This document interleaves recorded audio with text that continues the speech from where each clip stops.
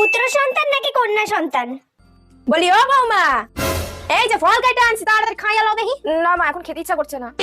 একদম না না, শুনুম না, আমার নাতির খিদা পাওয়া গেছে, তুমি খাইলে তো আমার নাতি খাইতে পারবে। এই নাও ধরো। আর শোনো বৌমা, আমার কিন্তু নাতি চাই, নাতি চাই।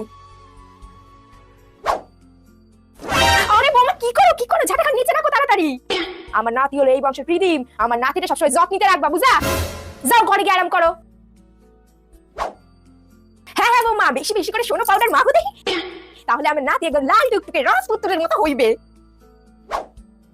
বৌমা, আমার সোনার নাতির মঙ্গলের জন্য কালকে মা লক্ষ্মীর পূজা রেখেছি, তুমি কিন্তু তাড়াতাড়ি তৈরি হয়ে যাও। মা, আপনি হয়তো ভুলে যাচ্ছেন, আপনি যে দেবীর কাছে আপনার নাতির জন্য প্রার্থনা করছেন তিনিও একজন মেয়ে। সন্তান হওয়া তো আনন্দের বিষয় মা, সেই বিষয়টাকে নিয়ে আপনি এত জটিলতা সৃষ্টি কেন করছেন? এখনকার দিনে সমাজে ছেলে মেয়ে দুজনকে সমান স্থানে প্রাধান্য দেওয়া হয় মা, আর সেখানে দাঁড়িয়ে আপনার এমন চিন্তা ভাবনা সত্যিই আশা করা যায় না।